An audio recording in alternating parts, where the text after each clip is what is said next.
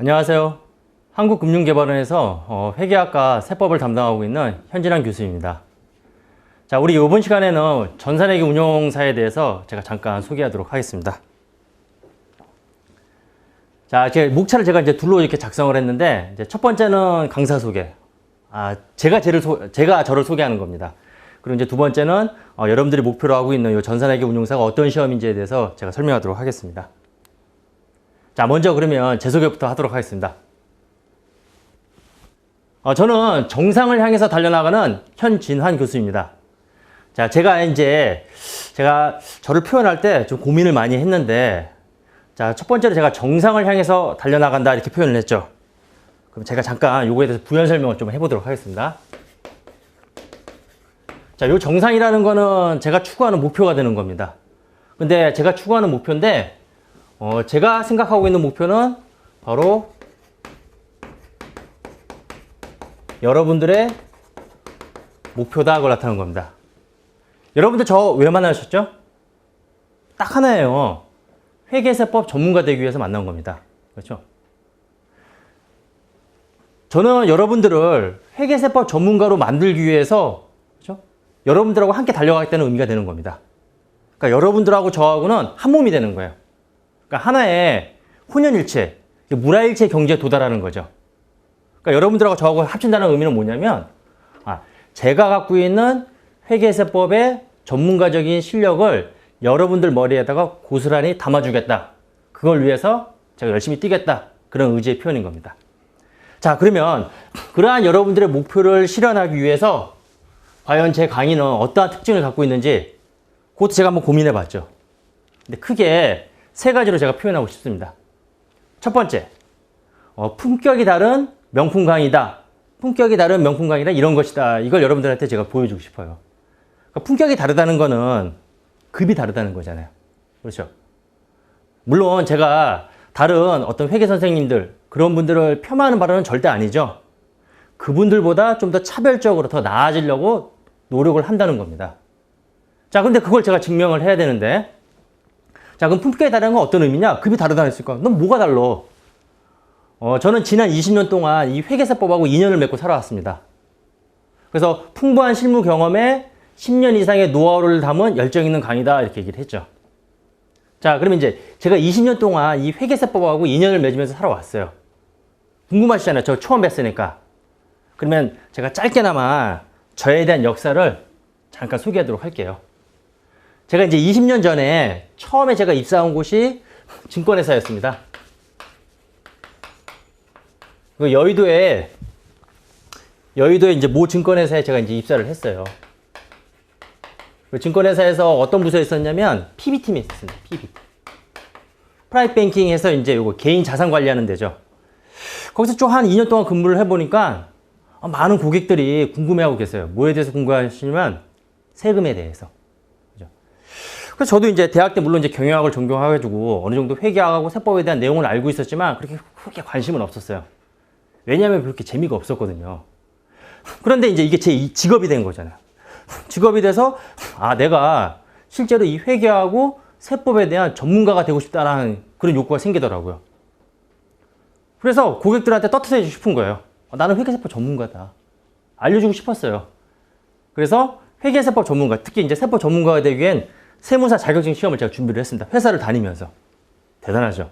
저 이런 사람이에요. 자, 그래서 이제 어떻게 이제 운이 좋았어요. 저는 다른 사람들보다 시험을 잘 봐요. 그러니까 공부를 좀 약간 노력이 좀 작다 하더라도 이 결과는 조금 이렇게 좋게 나오더라고요. 운이 좋은 거예요. 물론 거기 이제 요령은 있습니다. 제 강의를 들으면 제가 그 노하우를 전수시켜 드릴 겁니다. 그래서 어떻게 이제 운 좋게 세무사 시험에 합격해가지고 그 다음에 이제 증권회사에서 이제 나와가지고 세무법인에 들어갔습니다. 여기서 한 2년 근무했고, 요 세무법인에서 한 2년 반 정도 근무했습니다. 근무 기간이 짧다? 아니에요. 한 2년 반 정도 근무하면 모든 사이클을 다 알게 됩니다. 그리고 나서 제가 이 자격증 딴 이유가 뭐냐면 제 사업을 하고 싶었었던 거였어요. 그래서 이제 개업을 했죠. 개업을 하고 동시에 그 다음에 강의를 시작했습니다. 제가 강남에서 이제 개업을 했는데 요 강남 근처에 이런 회계세법 학원이 있었어요. 그래서 나 이거 세무사니까 여기서 강의해도 되냐 그래서 이제 강의를 처음 시작하게 된 거예요. 예. 근데 이제 이게 주업이었고 이게 부업이었거든요. 아 근데 이게 너무 재밌는 거예요. 예. 그래서 요 생활을 한 3년 동안 하다가 그냥 강의를 전문으로 하자 그렇게 마음을 먹었습니다. 그래서 그 당시에 그죠? 이제 2000년대 초반이었거든요. 그 당시에 대한민국에서 회계세법으로 제일 유명한 학원, 즉 공인회계사 세무사 시험을 전문으로 하는 유명한 학원이 있었는데 그 학원이 있었어요. 그 뭐 학원 뭐 아시는 분들은 다 아실 거예요. 그래서 그 학원 여기서 회계학 전임 강사를 했습니다. 땡땡 학원인데 이게 웅지경영 아카데미라고 했어요. 그래서 회계학 전임 강사를 하다가 이 학원이 전신이 돼서 회계세법을 전문으로 하는 대학을 설립했습니다. 그게 바로 웅지세무대학교죠. 제 20년의 역사를 지금 이렇게 짧게 설명하고 있는 거야. 그래서 이제 웅지세무대학에 제가 이제 2008년도에 요때 어떻게 이제 뭐 강의를 잘해서 그런지 모르겠지만 예, 여기에 전임 교수로 발탁이 돼가지고 지금까지 10여 년 동안 웅지세무대학에서 회계세법을 가지고 이제 취업이나 또 시험을 준비로 하는 학생들을 대상으로 해서 10여 년 동안 회계학과 세법을 지금 현재 강의하고 있습니다. 예. 지금까지 제가 쭉 설명한 거는 나 이런 사람이다 라고 여러분들한테 말하려고 하는 게 아니라 예. 지금 여기를 보게 되면 두 개로 압축할 수가 있죠. 실무 경험. 그렇죠. 지난 한 7, 8년 동안 실제로 실무 경험을 딱 갖고 그 다음에 한 13년 동안 10년 이상 강의를 해왔다는 분이에요. 해왔다는 거죠. 대한민국에서 이렇게 풍부한 이러한 실무 경험하고 강의를 갖고 계시는 분 이렇게 몇 분 안 될 거예요. 네. 근데 저는 이걸 갖고 있다는 거죠. 그러니까 한마디로 저는 제 강의에 대한 자부심이 굉장히 강하거든요. 어떤 생각을 갖고 있냐면 한약 짓는다는 생각을 하고 있어요. 그러면 한약을 지을 때 제일 중요한 게 뭐예요? 약재하고 정성이잖아요. 그렇죠? 좋은 약재가 들어가야 된다는 거예요. 그렇죠? 그 좋은 약재가 들어가는데 회계세법이라는 거는 실용적인 학문이기 때문에 어떤 실무적인 경험이 없으면 한 5년 동안 근무하면 책임자로서 이제 제가 이제 일을 다 해왔거든요. 그런 실무적인 경험이 없으면 절대로 좋은 강의가 나올 수가 없어요. 그런데 그러한 경험을 했고 그리고 그걸 정성 들여서 다리기 위한 과정인 이러한 강의도 10여 년 동안 전문 학원이나 지금 현재 대학에서 강의를 하고 있다는 거죠. 이걸 가지고 제가 여러분들한테 약을 짓는 거예요. 여러분들은 그 약을 보고 들으시면 회계세법 전문가가 될 수 있다는 겁니다. 믿을만 하십니까? 예, 믿고 따라오세요. 실망시켜 드리는 게 아니라 크게 만족시켜 드릴 겁니다. 자, 그 다음에 이제 여러분들의 이제 이러한 강의가 이제 어떠한 이제 또 특징을 갖고 있는지 두 번째 갖고 있는 게 바로 제가 추구하고 있는 강의 철학입니다. 강의는 재미가 있어야 돼요. 내가 생각하는 재미있는 강의란 어떤 것인가. 그렇죠? 강의가 재미가 없으면 절대 여러분들한테 도움이 안 돼. 약이 되는 게 아니라 독이 된다는 거죠. 근데 제가 추구하고 있는 강의는 재미있는 강의라고 해서 제가 여러분들 막 웃겨드리는 게 아니에요. 그렇죠? 여러분들이 웃고 싶으면 저를 이 강의를 보는 게 아니라 개그 콘서트를 보면 되는 거잖아요. 제가 추구하고 있는 재미있는 강의란 첫 번째, 뚜렷한 내용을 설명해야 된다고 하는 겁니다. 회계세법은 전문 지식이기 때문에 그 회계 기준하고 세법이 만들어진 취지가 다 있어요. 그런데 많은 분들도 회계세법을 강의하면서 그 내용을 잘 모르면서 강의하고 있는 분들도 많아요. 여러분들은 그걸 모르시죠. 여러분들은 배우는 입장이니까. 그죠? 근데 실제로 저도 다른 여러분 사람들의 이제 유명하다는 사람들의 강의도 다 제가 이제 보는데 그렇지 않은 분들도 많다는 거예요. 왜? 실무 경험이 없으면 정확한, 뚜렷한 그 이유를 모른다는 거죠. 뚜렷한 내용을 명백하고 정확한 설명을 해야 된다는 게 저는 강의에서 제일 중요하다고 봅니다. 그리고 두 번째, 그게 효과를 발휘하기 위해서는 쉽게 설명해야 돼요. 쉬운 내용을 쉽게 설명하는 건 어렵지가 않죠. 물론 어려운 내용도 어렵게 설명하는 것도 어렵지가 않아요. 근데 어려운 내용을 쉽게 설명해야 되죠. 그래야지만 여러분들이 관심을 가지고 재미를 느끼게 되는 거예요. 실제로 대부분들이 회계학 하면 막 절레절레 하죠. 특히 뭐 숫자 갖고 하는 거니까. 세법도 마찬가지고. 그런데 여러분들이 거기에 나와 있는 정확한 그 스토리를 여러분들이 알게 되면 정말 재밌는 거예요. 마치 드라마 한 편 보는 거하고 똑같습니다. 자, 그 다음에 세 번째, 도전, 그리고 합격. 여러분들하고 저하고의 시간은 생산적인 시간이 돼야 되는 거예요. 소모적인 시간이 되면 안 되는 거잖아요. 전문 지식을 갖고 싶은 사람은 다 저한테 오세요. 예. 그럼 제가 어떻게 만들어주는 거예요? 명품 강의를 들어가지고 여러분들한테 제공을 하는 거죠. 즉, 여러분들을 시험에 강해지는 사람으로 만들어주는 겁니다. 그렇죠?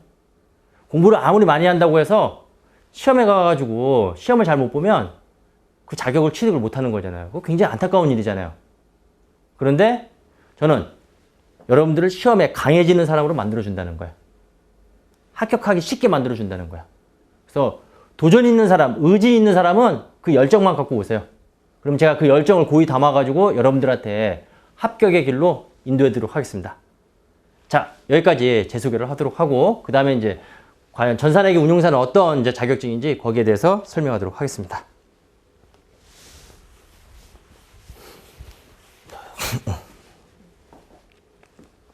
자, 전산회계 운용사. 자, 자격을 분류해 보면 이제 크게 이제 회계세법과 관련해서는 어떠한 이제 국가 기술 자격증이 있고, 그 다음에 국가 전문 자격증 두 가지로 분류할 수가 있는데, 전산회계 운용사는 국가 기술 자격증에 해당이 되고, 시행기관은 주체죠. 대한상공회의소에서 이제 주최하고, 응시 자격에는 제한이 없다. 그리고 요거와 관련된 이제 여러분들이 이제 자세한 내용을 좀 알고 싶으면, 여기 대한상공회의소에서의 그 홈페이지, 요 라이센스, 코참, 요 넷에 들어가시면 여러분들이 더 정확한 정보도 확인할 수가 있을 겁니다. 자, 자격 정보를 보게 되면 이제 크게 이제 난이도에 따라서 이제 세 가지로 나눠지고 있습니다. 1급, 2급, 3급. 이제 1급이 제일 높은 거죠. 수준이. 그 다음에 이제 2급, 3급. 자, 그래서 1급은 3급서부터 볼까요? 3급은 고등학교 졸업 수준의 회계 원리에 관한 이론 지시. 그래서 이제 이론 시험으로는 이제 회계 원리만 보게 돼 있고, 그 다음에 기업체 등의 회계 실무자로서 회계 프로그램을 이용하여 회계 업무를 처리할 수 있는 능력을 이제 우리가 체크한다 하는 겁니다. 그 다음에 이거보다 조금 이제 수준이 높은 이제 2급은 전문대학 졸업 수준의 회계 원리와 원가액에 이제 추가가 되죠. 회계 원리에다가 이제 원가액에. 그리고 이제 물론 수준도 조금 높아졌으니까 그 내용도 조금 이제 좀 심화되게 되는 거고. 거기에 이제 기업체 등의 회계 실무자 또는 회계 실무 책임자로서 회계 프로그램을 응용해서 회계 전반에 관한 업무를 수행할 수 있는 능력의 유무를 판단한다 하는 겁니다. 그러니까 이제 이론적인 시험과 그 다음에 이제 실기 테스트로 이제 이루어진다는 거죠. 그 다음에 전산회계 운용사 1급. 4년제 대학 졸업 수준의 재무회계, 원가회계 및 세무회계. 이제 회계를 이제 크게 구분해가지고 회계 파트의 재무회계, 원가회계 이제 세법으로 이제 나눠지게 되는 거고, 거기에 기업체 등의 회계 책임자로서 회계 프로그램을 이용하여 회계 전반에 관한 업무를 수행할 수 있는 능력의 유무를 판단한다. 이렇게 해서 이제 전산회계 운용사에 대해서 이제 급수 수준을 크게 이제 세 가지로 나눠주고 있습니다. 자, 그 다음에 이제 주요 업무를 보게 되면, 자, 이 자격증을 이제 취득해서 이제 할 수 있는 이제 이 직무 능력이라든가 이 업무, 그 내용을 의미하는 거죠. 컴퓨터 프로그램을 이용하고 신속하고 정확하게 자금을 관리하고 재무회계 처리, 세금 계산 등의 회계 업무를 수행할 수 있는, 그리고 ERP 회계 정보 시스템을 이용해서 각종 회계 정보를 운영하는 직무를 담당하게 된다는 겁니다. 자, 그 다음에 이제 시험 정보를 보게 되면, 자, 시험 과목하고 검정 방법이 있는데, 자, 일단 큰 틀은 두 가지예요. 두 가지. 필기 시험하고, 그 다음에 실기 시험, 이렇게 두 가지로 보게 되는 거죠. 자, 그래서 이제 상급 같은 경우에는 난이도가 이제 쉬운 것부터 먼저 설명드릴게요. 자, 필기 시험에서 이제 회계 원리만. 상급은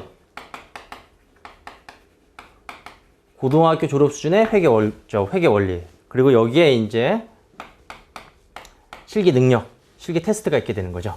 그렇죠? 물론 이 실기 테스트도 이제 난이도가 이제 점점 1급으로 올라갈수록 어렵게 되는 거고. 그 다음에 이제 2급 보게 되면, 자, 이론 과목 같은 경우에는 이제 여기에 이제 추가가 되는 거예요. 그렇죠? 회계 원리 수준에서 이제 일종의 이제 중급 회계 수준으로 넘어가는 거죠. 그렇죠? 이제 재무회계를 이제 우리가 회계 원리, 중급 회계, 고급 회계를 우리가 분류할 수가 있는데, 자, 그래서 이제 재무회계, 회계 원리 플러스 약간의 중급 회계 내용. 거기에 이제 원가, 관리회계. 같은 회계지만 내용이 완전히 다른 거죠. 얘는 우리가 재무제표 작성 목적으로 배우는 회계고, 밑에 있는 거는 관리적인 의사결정을 위해서 배우는 회계가 되는 거죠. 그리고 플러스 거기에 실기 테스트 이렇게 구성이 되어 있고, 그 다음에 1급. 이제 여기서는 또 하나 이제 추가가 되는 게 바로 이제 세법이 추가가 되는 겁니다. 세무회계인데 이 세법을 의미하는 거예요. 그렇죠? 자, 그래서 이제 재무회계, 그 다음에 원가 관료회계, 그 다음에 세법. 이거 어렵죠. 네. 그렇죠? 그래서 우리가 이제 보통 세무회계다 이렇게 얘기를 하는 거예요. 자, 그리고 이제 여기 플러스 실기 테스트. 요렇게 해서 이제 시험을 보고 있다 그러는 겁니다. 그래서 각각에 대한 이제 객관식하고 이제 요 필기 시험은 다 객관식으로 이루어져 있고, 그 다음에 실기 시험은 이제 컴퓨터 작업형으로 해가지고 이제 컴퓨터에다가 이제 실제 프로그램에서 여러분들이 회계처리 이제 입력하고 이제 테스트하는 내용이 되겠습니다. 자, 그 다음에 이제 또 시험 정보인데, 이제 이거 간단하게 제가 알고, 여러분들이 또 많이 또 이렇게 질문도 많이 이제 들어오고 해서 제가 이제 설명드리는 겁니다. 자, 우리가 이제 재무회계 시험을 봐요. 아까 필기 시험에 봤듯이 이제 재무회계 시험이 있는데, 요 재무회계라는 요거는 재무제표 작성을 위해서 우리가 공부를 하는 거예요. 그러면 이제 재무제표 작성을 위해서는, 그렇죠, 일정한 회계 원칙에 의해서 작성을 해야 되는 겁니다. 근데 현재 우리나라가 지금 도입하고 있는 이 회계 원칙은 크게 이렇게 네 가지가 있어요. 그렇죠? 첫 번째 국제회계 기준. 그래서 우리나라가 채택했다고 해서 한국이 채택한 국제회계 기준. 자, 그 다음에 일반 기업 회계 기준. 요 일반 기업 회계 기준은 요 밑에 제가 이제 부연 설명했듯이 비상장 기업이 이 국제회계 기준을 완벽히 적용하기 위해서는 아직 실무상의 어려움이 있어요. 그렇기 때문에 이 국제회계 기준의 내용을 일부 완화한 것이 바로 일반 기업 회계 기준이 되는 겁니다. 그런데 그 국제회계 기준하고 일반 기업 회계 기준에 대한 큰 차이는 없어요. 맥락은 똑같아요. 그런데 이제 비상장 기업들은 이 국제회계 기준 바로 도입하는 게, 요거는 이제 우리나라에서 만든 기준이 아니거든요. 국제회계 기준은 유럽연합에서 만들어진 이 국제회계 기준은 우리나라가 그냥 전면적으로 다 도입한 거예요. 그래서 우리나라가 채택했기 때문에 한국이 채택한 국제회계 기준, 소위 말하는 KIFRS가 되는 거죠. 자, 그래서 이제 요걸 완화시킨 게 바로 이제 일반 기업 회계 기준. 그러니까 요 일반 기업 회계 기준은 우리나라가 만든 이제 회계 기준이다 이렇게 보시면 되는 거죠. 그 다음에 특수 분야 회계 기준. 그래서 특수한 업종, 뭐 보험업이라든가, 그렇죠? 금융업종에서 또는 뭐, 그 다음에 이제 비영리법인 같은 경우들이 이제 적용하는 회계 기준이 되는 거고, 외감 대상이 아닌 중소기업들이 적용하는 중소기업 회계 기준, 이렇게 이제 구성이 되어 있습니다. 근데 이제 여러분들이 이제 혼란스러운 게 뭐냐면, 가만 보면 자격시험 같은 경우에 어떤 시험 같은 경우에는 일반 기업 회계 기준으로 우리가 그 재무회계를 출제하는 시험도 있고, 그 다음에 국제회계 기준을 토대로 해서 출제하는 시험도 있어요. 이 전산회계 운용사는 한국이 채택한 국제회계 기준에 의해서 이제 출제하고 있는 겁니다. 그러니까 이제 처음 공부하시는 분들은 이게 완전히 다른 걸로 알고 있어요.